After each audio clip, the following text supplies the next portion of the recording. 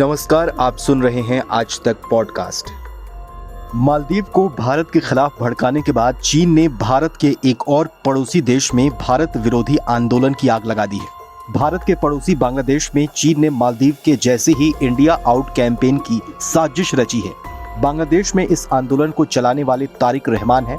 तारिक खालिद जिया के बेटे और बीएनपी यानी बांग्लादेश नेशनलिस्ट पार्टी के कार्यवाहक अध्यक्ष भी हैं। ध्यान देने वाली बात यह है कि तारिक रहमान विदेश में बैठकर भारत विरोधी अभियान चीन के इशारे पर चला रहे हैं और चीन की तरफ से ही उन्हें फंडिंग दी जा रही है। इस अभियान के लिए सोशल मीडिया का इस्तेमाल कर आम लोगों का ब्रेन वॉश किया जा रहा है और लोगों के खिलाफ भारत विरोधी भावनाएं भड़काई जा रही हैं। रहमान ने पार्टी सदस्यों को बांग्लादेश में भी मालदीव की तरह ही भारत विरोधी आंदोलन चलाने का निर्देश दिया है।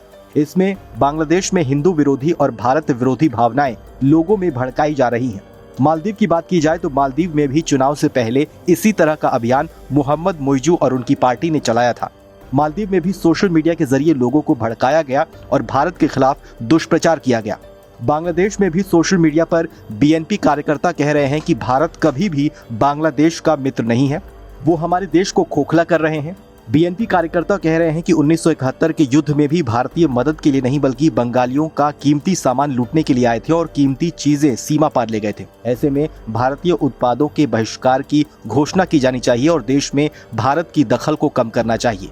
बीएनपी के कार्यकर्ता भारत से अच्छे रिश्ते रखने के लिए सत्तारूढ़ आवामी लीग और प्रधानमंत्री शेख हसीना को भी निशाने पर ले रहे हैं। साथ ही भविष्य में सत्ता मिलने पर भारत का दखल बांग्लादेश में कम करने का वादा कर रहे हैं।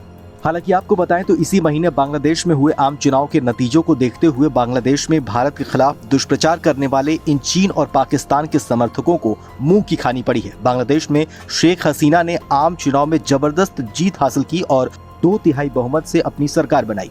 ऐसे में बांग्लादेश के चुनावी नतीजों ने बीएनपी जैसे चीन भक्तों के मुंह पर जबरदस्त तमाचा जड़ने जैसा काम किया है। बांग्लादेश नेशनलिस्ट पार्टी हमेशा से अपनी नीतियों की वजह से विवादों में रही है।